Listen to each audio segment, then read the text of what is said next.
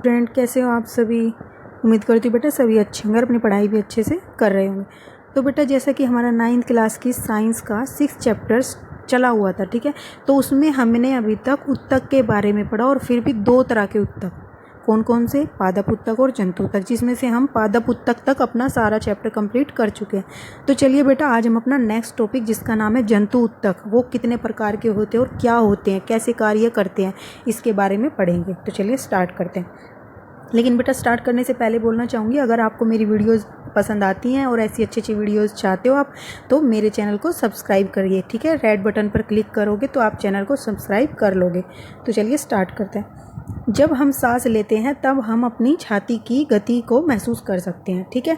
शरीर के ये अंग कैसे गति करते हैं, इसके लिए हमारे पास कुछ विशेष कोशिकाएँ होती हैं। तो बेटा देखो क्या होता है, जो शरीर के अंदर क्या होती है, कैसे गति करते हैं। जब हम सांस लेते हैं तो क्या होती है, हमारी जो पेशियाँ होती हैं वो क्या करती है, गति करती है। इसके लिए जो हमारे पास कुछ विशेष कोशिकाएं होती हैं, पेशी किसकी बनी होती है, कोशिकाओं की। तो इन्हीं कोशिकाओं को क्या बोलते हैं, पेशी कोशिकाएं, जो किसकी बनी होती है, पेशियों की बनी होती है। और ये क्या करती हैं, संकुचन का कार्य करती हैं, ठीक है। जैसे कि अब देखो इसमें दिखाई हुई हैं हमारी पेशियाँ, जो हर एक मतलब कि जो भी हमारे उत्तक हैं शरीर के अंदर, या जो भी अंग है वो सब किन से मिलकर बने हुए हैं, कोशिकाओं से, ठीक है। कुछ कोशिकाएं उनमें कैसी होती हैं, पेशी कोशिकाएं होती हैं। जैसे ये एग्जाम्पल के लिए तुम्हें दिखाई हुई है अमाशय के अंदर, उसका बड़ा भाग देखो, फिर तुम्हें यहाँ काट कर दिखा हुआ है, ये अमाशय है। अमाशय का छोटा सा पार्ट लिया, ये इतना पार्ट तुम्हें खोल कर दिखाए, तो इसके अंदर तुम्हें ये सारी चीज़ें दिखाई गई हैं, ठीक है। फिर उसके अंदर भी अगर तुम देखोगे तो उसके अंदर भी इतनी सब कुछ होती हैं, ये तुम्हें एग्जैक्ट समझ में आएगा। ये छोटे छोटे जो तुम्हें दिख रहे बेटा, ये कोशिकाओं के अंदर क्या होते हैं, केंद्रक। ये सभी कोशिकाओं ने मिलकर क्या बनाया है, इस उत्तक का निर्माण किया है, ठीक है। और ये बेटा कैसी होती है, चिकनी पेशी या रेशे की होती है, ठीक है। और ये देखो बेटा, ये पेशी या रेशे कैसे होते हैं, इनके अंदर ये केंद्रक होता है। ये मतलब इस तरह के बहुत सारे क्या नाम है, ऐसी कोशिकाएं मिलती हैं और फिर क्या बनाती हैं, इस तरह का उत्तक बनाती हैं, ठीक है। जिसके अंदर क्या, ये चिकनी पेशी या रेशे हैं, इधर ये वाले, ये सारे चारों तरफ, ये बीच में केंद्रक है, और ये कंप्लीट क्या है, कोशिकाएं, ठीक है। तो चित्र 6.8 में तुम बेटा देख ही चुके हो, इन कोशिकाओं का फैलना और सिकुड़ना अंगों को गति प्रदान करता है। तो बेटा जो हमारे मतलब शरीर के अंदर अंग हैं वो कैसे गति करते हैं, वो इन कोशिकाओं के, इन पेशिया कोशिकाओं के सिकुड़ने और फैलने से गति करते हैं। जैसे तुम खाना खाते हो, तुम 7th में पढ़ चुके होंगे, खाना खाते हो तो वो खाना तुम्हारे अमाशय तक, पेट तक कैसे जाता है, जो ये कोशिकाएँ, पेशिया कोशिकाएँ होती है बेटा, ये क्या करती हैं, सिकुड़ती हैं और फैलती हैं। तो इस तरीके से खाना क्या होता है, आगे की तरफ बढ़ता जाता है और ऐसे वो अपने अमाशय में चला जाता है, ठीक है। सांस लेते समय हम ऑक्सीजन लेते हैं। यह ऑक्सीजन कहाँ जाती है, यह फेफड़ों के द्वारा अवशोषित की जाती है। अब देखो बेटा, तुम सांस लेते हो, ठीक है, वो सांस लेने के बाद ऑक्सीजन, तुम कहते हो ऑक्सीजन लिए हमने, सांस ले रहे हैं तो वायु हमारे शरीर में प्रवेश करके गई है, तो वो कहाँ गई है।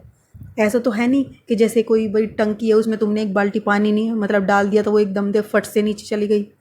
या फिर तुम कहीं पानी पहुंचाना चाहते हो ऊपर टंकी पे, तो क्या नीचे समरसीबल चला दोगे तो क्या पानी पहुंच जाएगा, नहीं ना। उसके लिए तुम्हें क्या करना पड़ेगा, एक लाइन बिछानी पड़ेगी पाइप की, ठीक है। जैसे पानी को तुम्हें ऊपर तक पहुंचाना होता है, या ऊपर से टंकियों से हर एक फ्लोर पर तुम्हें पानी को पहुंचाना हो, तो क्या करते हो, तुम फिटिंग करते हो पाइप्स की, ठीक है। जिससे क्या होता है, जगह जगह पर पानी उपलब्ध होता है। ऐसे ही बेटा जो तुम खाना खाते हो या फिर सांस लेते हो, वो जो पदार्थ तुम अंदर ग्रहण करते हो वो कहाँ जाते हैं, सांस लेते वक्त वायु लेते हो, तो वो वायु कहाँ जाती है बेटा, वो वायु भी एक पाइप के अंदर, मतलब एक तरह से पाइप, नलिकाएं, वाहिकाएं जिनको बोलते हैं, उनके थ्रू कहाँ जाती है, फेफड़ों में, ठीक है। तथा यह रक्त के साथ शरीर की सभी कोशिकाओं तक पहुँच जाती है। और फिर बेटा इसको सभी कोशिकाओं तक पहुंचाने का कार्य कौन करता है, रक्त, ठीक है। ये तुम 7th में पढ़ चुके हो डिटेल में, कोशिकाओं को ऑक्सीजन की आवश्यकता क्यों होती है। अब बेटा हमने ये तो पढ़ लिया कि हम सांस लेते हैं और सांस लेते वक्त क्या होता है, ऑक्सीजन को शरीर के अंदर ग्रहण करते हैं और फिर वो ऑक्सीजन कहाँ जाती है, रक्त के द्वारा शरीर के सभी अंगों तक, सभी कोशिकाओं तक पहुँच जाती है। ये तो हमें पता चलेगा, लेकिन वो कोशिकाएँ करती क्या है उस ऑक्सीजन का, ठीक है। अब हमें ये पढ़ना है। तो माइटोकॉन्ड्रिया का कार्य इस प्रकार के हल के लिए एक संकेत देता है। तो बेटा जो माइटोकॉन्ड्रिया है ये तुम पढ़ चुके हो 5th चैप्टर में, क्या कार्य होता था उसका। अगर नहीं पढ़ा है बेटा, नहीं समझा है, तो आप वो वीडियो जाकर देखो, ठीक है, तुम्हें समझ में आएगा इसका क्या कार्य होता है। अभी मैं तुम्हें थोड़ा सा बता देता हूँ। तो माइटोकॉन्ड्रिया क्या करता है बेटा, वो हमारे शरीर के अंदर ऊर्जा का निर्माण करता है, ठीक है, एटीपी सेल्स बनाता है, जिसका उपयोग क्या होता है, हमारा शरीर कोई भी कार्य करता है तो उनका प्रयोग करने के बाद करता है। जैसे तुम कोई भी कार्य करते हो तो तुम्हें ऊर्जा चाहिए ना, तो ऐसे ही कोशिकाओं को भी क्या होती है बेटा, ऊर्जा चाहिए होती है। वो किस रूप में ऊर्जा को ग्रहण करते हैं, एटीपी की फॉर्म में, ठीक है, जिसके बारे में हम पहले ही पढ़ चुके हैं। रक्त अपने साथ विभिन्न पदार्थों को शरीर में एक स्थान से दूसरे स्थान तक ले जाता है। उदाहरण के लिए यह भोजन, ऑक्सीजन को सभी कोशिकाओं तक पहुंचाता है। हमारे शरीर के किसी भी एक अंग पर अगर ये चीज़ नहीं पहुंच पाएंगी तो बेटा क्या होता है, अब तुम अपने हाथ की एक नस दबा कर देख लो, ठीक है, तो तुम थोड़ी देर में क्या देखोगे कि वहाँ पर तुम्हें मतलब नीला नीला दिखाई देगा। क्यों? क्योंकि वहाँ पर क्या हो गया, रक्त का प्रवाह और बहाव क्या हो गया, बंद हो गया। तो जिससे क्या हो गया, उस कोशिका ने कार्य करना बंद कर दिया, ठीक है। तो यह शरीर के सभी भागों में अपशिष्ट पदार्थों को एकत्र कर यकृत तथा वृक्क तक उत्सर्जन के लिए पहुंचाता है। तो बेटा फिर क्या करता है, ये भोजन और ऑक्सीजन को तो पहुंचाता है कोशिकाओं तक, और फिर वहां से क्या करता है, शरीर के सभी भागों से वो जो उन्होंने कार्य किया, जो अपशिष्ट पदार्थ वहां पर एकत्र हो गए, वो उनको कहाँ ले जाता है, यकृत में, ठीक है, तथा वृक्क में, गुर्दों में, जो भी तुम पढ़ चुके हो, 7th में भी इसके बारे में डिटेल में पढ़ चुके हो बेटा। तो इनको उत्सर्जन के लिए पहुंचाता है, ठीक है।